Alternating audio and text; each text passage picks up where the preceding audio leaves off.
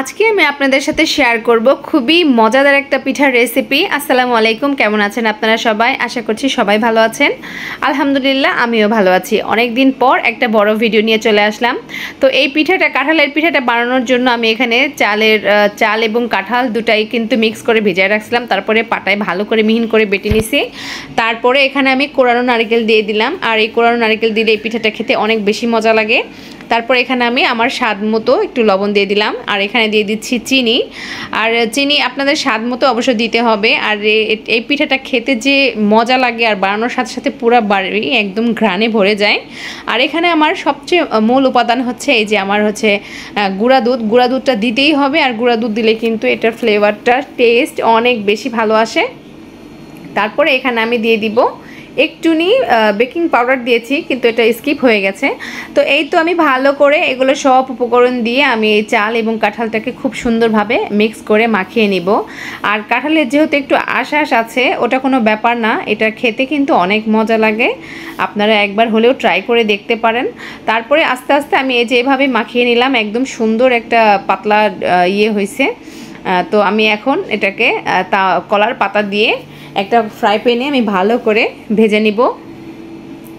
তাওয়া তো দিয়ে দিয়েছি। তাওয়া দেওয়ার পরে এখানে আমার দিতে হবে একটু সয়াবিন তেল, তাহলে নিচের অংশটা একটু খসখসে থাকবে না। আর এটা কলার পাতা দিয়ে বানালে বেশি ভালো লাগে। অনেকেই কিন্তু এমনিতেও প্যানেও দিতে পারেন, কিন্তু কলার পাতা দিয়ে আমার বড় যা বানাইছে সেটা আমি দেখছি, তারপরে আপনাদের সাথে শেয়ার করতেছি।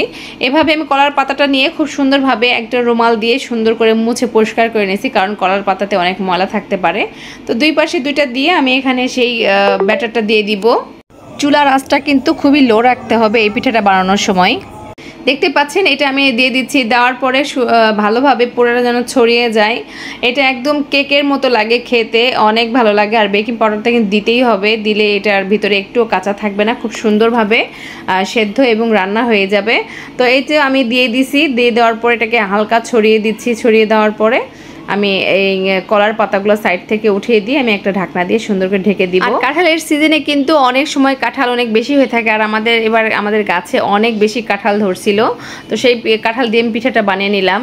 আর এই যে উপরে সৌন্দর্যের জন্য আমি আবারও নারকেল ছিটিয়ে দিলাম, একটুখানি নারকেল আমি রেখে দিছিলাম।